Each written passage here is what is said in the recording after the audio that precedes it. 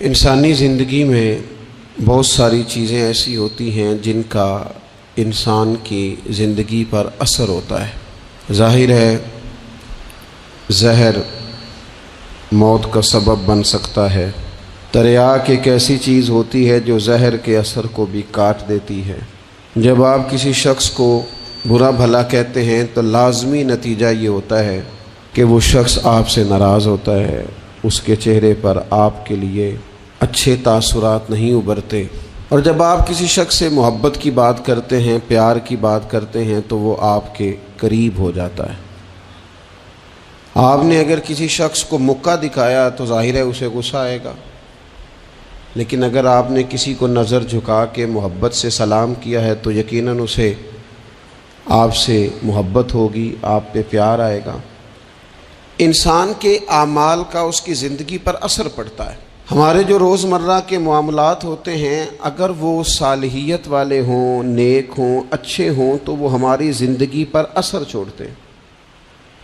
اس سے ہماری زندگی خوبصورت ہوتی ہے، معنی خیز ہوتی ہے، ٹھنڈی ہوتی ہے، راحت والی ہوتی ہے۔ اور ہمارے اعمال اگر بد ہوتے ہیں، برے ہوتے ہیں تو اس کا لازمی نتیجہ یہ نکلتا ہے کہ ہماری زندگی سے سکون چلا جاتا ہے، آزمائشیں، پریشانیاں، تکالیف، دکھ بڑھ جاتے ہیں۔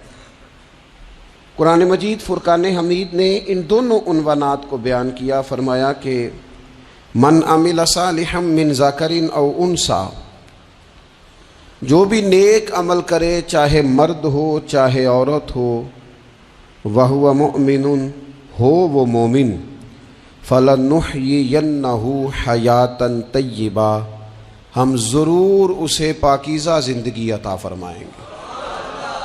اگر نیک اعمال کرو گے تو شرط ایک ہی ہے کہ مومن ہو، باقی مرد ہو یا عورت ہو یہ کوئی شرط نہیں۔ اگر نیک اعمال کریں گے تو فَلَنُحْيِيَنَّهُ حَيَاةً طَيِّبَةً، پھر ہم پاکیزہ زندگی اس شخص کو نوازیں گے۔ مسند امام احمد بن حنبل میں حضرت ابو ہریرہ رضی اللہ تعالیٰ عنہ سے مروی حدیث موجود ہے، نبی اکرم صلی اللہ تعالیٰ علیہ وسلم نے ارشاد فرمایا کہ رب کریم فرماتا ہے اگر میرے بندے کریں میری فرما برداری تو میں رات کو ان پر بارش برساؤں گا، دن کو سورج طلوع کروں گا، اور کبھی انہیں کڑک کی آواز بھی سنائی نہیں دے گی، آواز بھی کبھی ان کے قریب نہیں آئے گی کڑک کی۔ اگر میری فرما برداری کریں تو میں ان کے لیے آسانیاں کر دوں گا، رحمت ہو جائے گی بندوں۔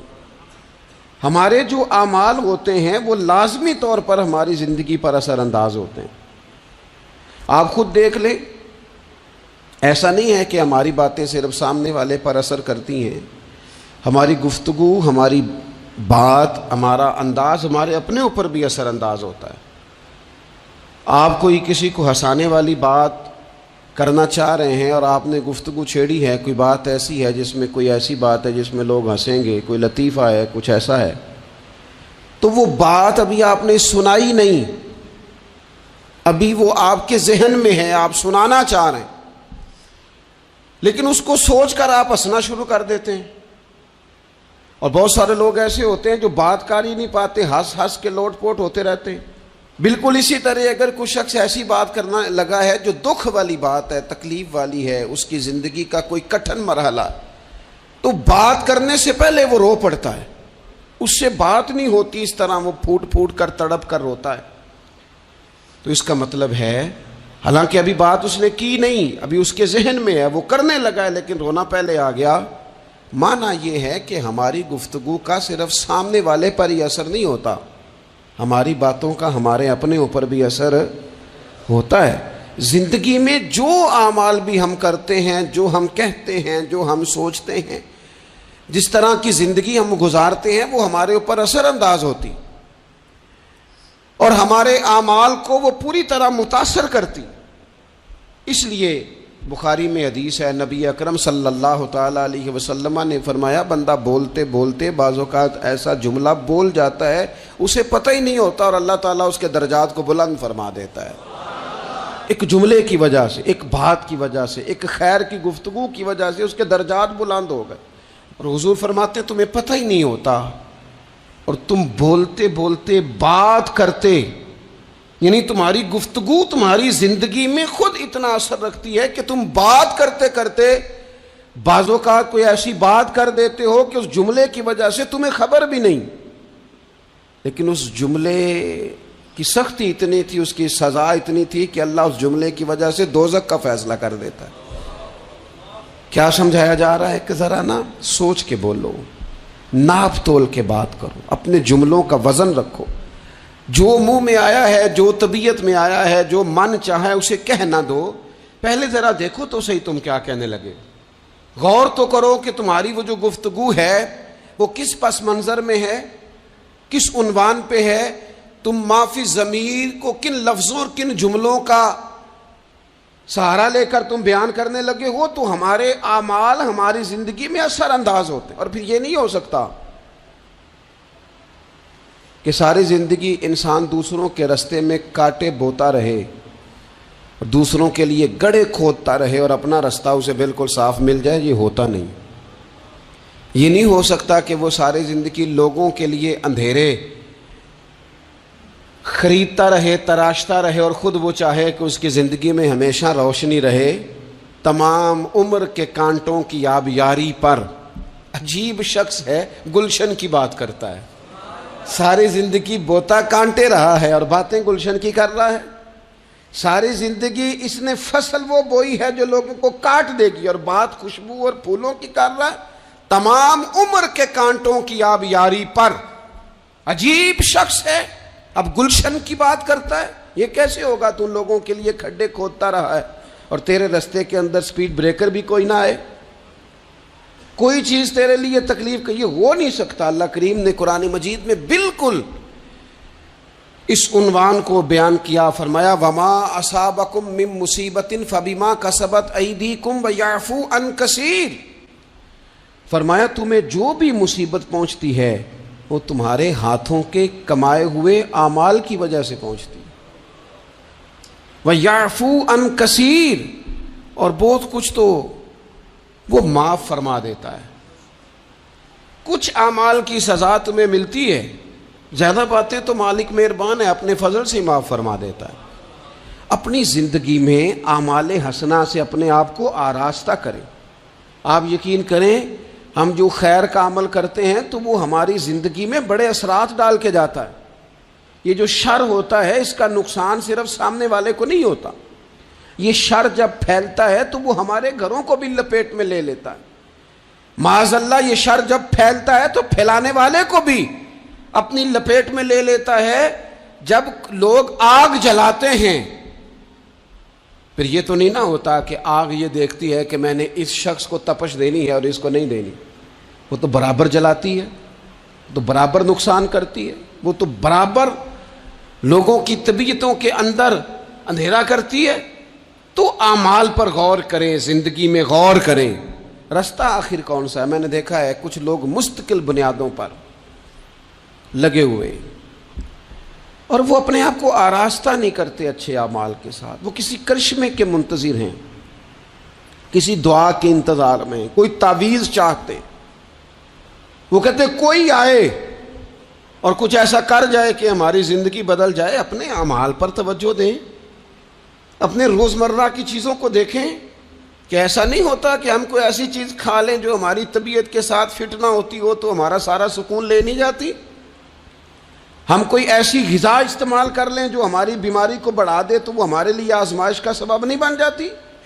تو بھائی ہمیں ان غلطیوں کا بھی پتہ ہوتا ہے کہ جو غلطیاں ہم کرتے ہیں تو ہماری زندگی بے چین ہو جاتی، ہمیں ان خطاؤں کا پتہ ہے کہ جن خطاؤں کی وجہ سے ہمارے لیے بہت تکلیف اور بہت آزمائش ہو جاتی ہے، یہ کسی کو کم پتہ ہوتا ہے۔ میں نے کسی سے ایک لفظ سنا تھا، میرے ذہن میں رہ گیا، کسی سیانے نے کہا تھا بندہ اپنا آپ ڈاکٹر ہوتا ہے، بندہ اپنا آپ طبیب ہوتا ہے، بندہ اپنا آپ ہی حکیم ہوتا ہے، اسے پتہ ہوتا ہے اس چیز سے طبیعت ٹھیک ہوتی ہے، اس چیز سے طبیعت خراب ہوتی ہے۔ وہ خود جا کے ڈاکٹر کو بتا رہا ہوتا ہے، وہ میں ذرا بد پرہیزی کر بیٹھا ہوں۔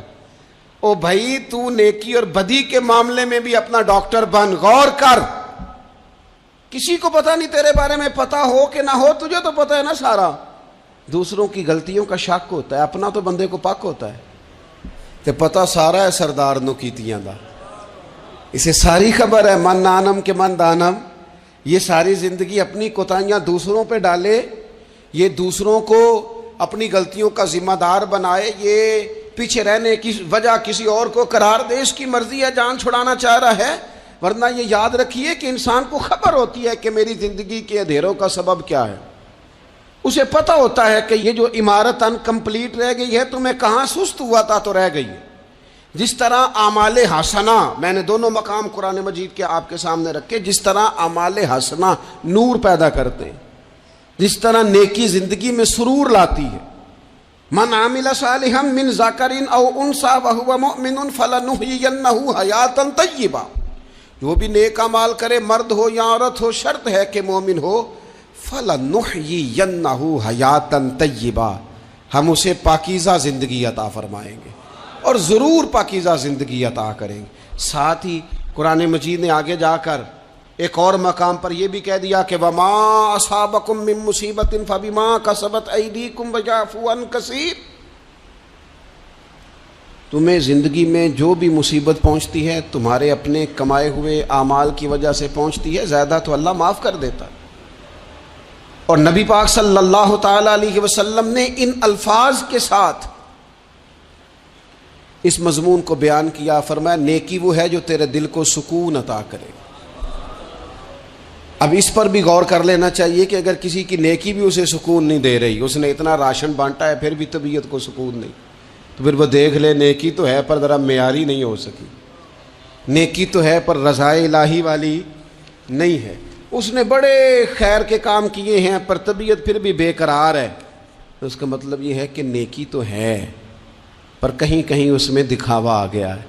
حضور فرمانے لگے نیکی وہ ہے جو تیرے دل کو قرار عطا کرے، اور فرمایا گناہ وہ ہے، بدی وہ ہے جو تیرے دل میں کھٹکے اور تو اس بات سے ڈرے کہ کہیں لوگوں کو پتہ نہ چل جائے. وہ بدی ہے، وہ شر ہے، وہ خوف ہے.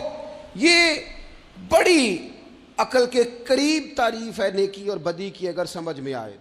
ہم کے بندے